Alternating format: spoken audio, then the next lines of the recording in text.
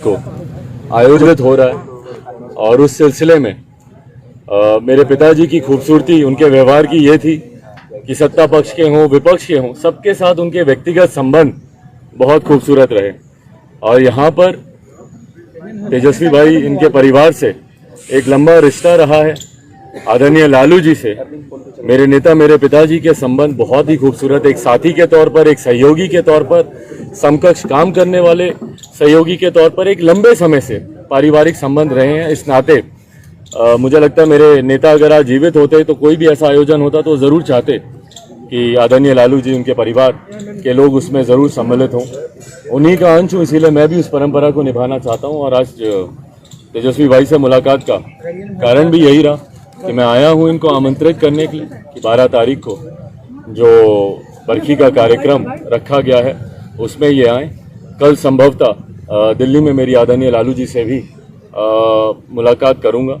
और जैसा मैंने कहा कि इसका एकमात्र लक्ष्य यही है कि जितने भी लोग जिन्होंने मेरे नेता के साथ कार्य किया है वो सब इस कार्यक्रम में श्रद्धांजलि उनको देने जरूर आए। क्या नीतीश कुमार से भी आपकी मुलाकात होने वाली है? क्या उनको भी आप इन्विटेशन देंगे? भाई मैंने समय तो लिखवाया हुआ है पर मुख्यमंत्री जी से मिलना इतना सहज हो नहीं पाता है। समस्या मेरे साथ यही आती है, मुझे तो खास तौर पर जल्दी वो समय देते नहीं है मुलाकात करने का, पर लिखवाया मैंने जरूर है। उम्मीद करता हूँ कि कार्यक्रम से पहले जरूर वो मुझे समय देंगे मुलाकात करने का। भाई एक सेकंड भाई आप ही बोल लीजिए। सबसे पहले सदानंद सिंह जी का आज हम लोगों के बीच नहीं रहे, ये हम अपने पार्टी की तरफ से अपने पिता की तरफ से संवेदना उनके परिजनों के प्रति प्रकट करते हैं। सदानंद सिंह बाबूजी का हम लोगों का काफ़ी पुराना रिश्ता रहा है, हम तो बचपन से देखते रहे हैं। हम लोगों की जब सरकार थी तब भी स्पीकर वो रहे और अभी साथ में काम करने का भी मौका मिला। तो उनके अब हमारे बीच नहीं रहने से कांग्रेस पार्टी को तो क्षति हुई है और हम लोगों को भी निजी रूप से इस खबर सुन करके मर्माहत है। और जैसा आप जान रहे हैं कि हम सब लोगों के अभिभावक, हम लोगों के नेता रहे हैं रामविलास पासवान जी, और उनकी पहली बरखी है तो इस अवसर पर चिराग पासवान जी मिलने हम लोगों से आए हैं। और एक पुराना रिश्ता रहा जिसका जिक्र इन्होंने किया ही है, तो हम लोग तो घर के लोग हैं और आज उनको कितना भी याद किया जाए पासवान जी को, क्योंकि हम जब पहली राजनीति में हम लोग आए थे 2010 का चुनाव था तो साथ में ही हम लोगों ने काफ़ी जो है कैंपेन उनसे सीखने का काफ़ी हम लोगों को मौका मिला। तो जाहिर सी बात है कि बरखी जो है मनाई जाएगी। इस अवसर पर जो है न्योता हम लोगों को देने आए हैं चिराग जी, और जैसे इन्होंने बताया कि राष्ट्रीय अध्यक्ष जी लालू जी से भी इनकी मुलाकात होगी।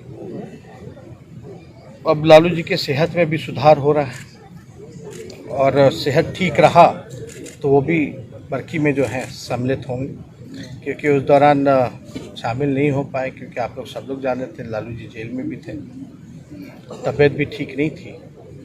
लेकिन काफ़ी खबर सुन करके उस समय से ही और महत रहे, पुराने साथी रहे लोग काम किए हुए।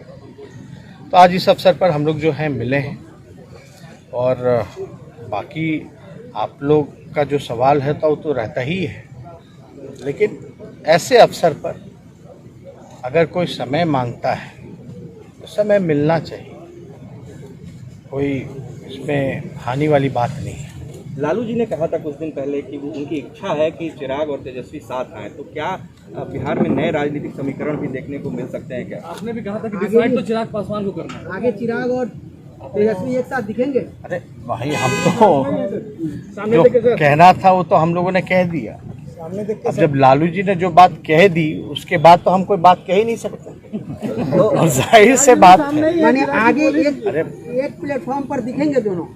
आप देखिए, अब हम पे बोल रहे हैं, हम तो कह रहे हैं कि जो लालू जी कह दिए, जब इच्छाएं जाहिर कर दिए तो उसके बाद मेरा कहने का कोई मतलब नहीं है। चिराग जी दोनों के पिता एक साथ आए थे, अब गेंद आपके पाले में है चिराग जी, क्या आप?